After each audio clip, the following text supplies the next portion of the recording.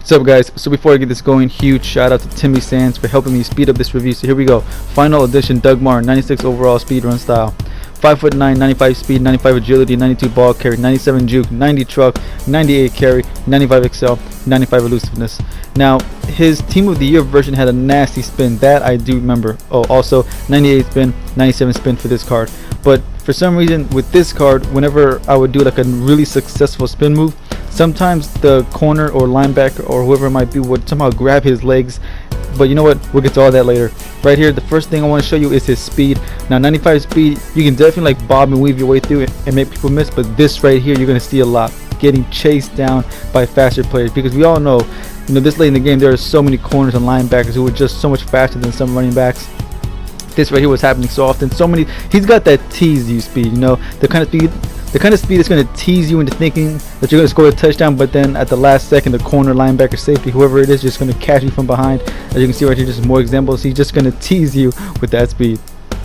Now I did only get like 2 successful spins, but like I said, for some reason that spin move sometimes would look like it was going to get through, but then at the last second he would just get grabbed by the ankles. I could not figure out why, but his juke move, however, was a bit more successful.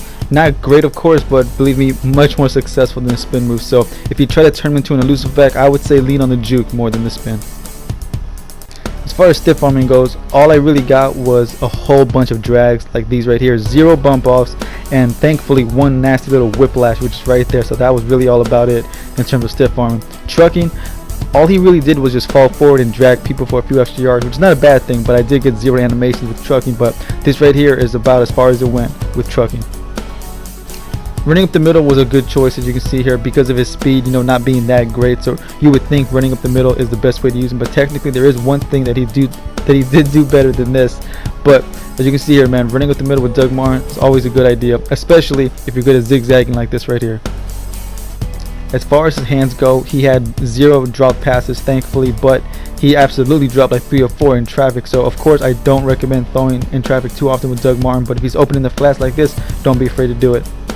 As far as the hit sticks go, he did take like 9 hit sticks. Unfortunately, he did fumble twice, but of course, as always, if you don't want to fumble at all, just cover the ball, you'll have way less fumbles. Now of course he did have his bad plays, but like I said earlier, where he struggled the most was the spin move and that speed, man. That speed was really the only thing holding him back. Now as far as what he did best, I would say was this right here, breaking the first tackle, and sometimes even breaking multiple tackles in one play, just giving you that second effort, giving you that second chance like this right here, breaking multiple tackles and just keeping the play alive a little longer. I did run to the outside with them, and as you saw earlier, that speed was the only thing holding him back. So many times you would think he had a touchdown score like that right there. You would think that most running backs would score right there, but he's just one of those backs where I think maybe it's his height. Even though he has 95 speed, maybe it's because he doesn't have that long of a stride, being 5'9", but who knows. All I know is that what he did best by far was breaking tackles. So of course, guys, as always, if you pick this card up, use them however you want to, but this might be the best way. Anyways, guys, that's gonna wrap up this review. My final thoughts: do I think he's worth 30,000? That sounds like a pretty solid price to me, and I don't feel he's a top 5 back, but you know what, man, breaking those first tackles, he might be a solid 3rd string back, assuming that you run the ball that much to even get the 3rd string guy out there. But anyways, guys, let's gonna wrap this up. On offense, I'm not sure yet. I don't have that many coins to work with, so I might not be able to do an expensive player unless someone loans one to me. On defense, though, of course, Derrick Johnson is still coming out. Should be out tomorrow, maybe tonight if I'm lucky. But anyways, guys, don't forget to like, comment, subscribe, and I will see you boys for the next review. Peace.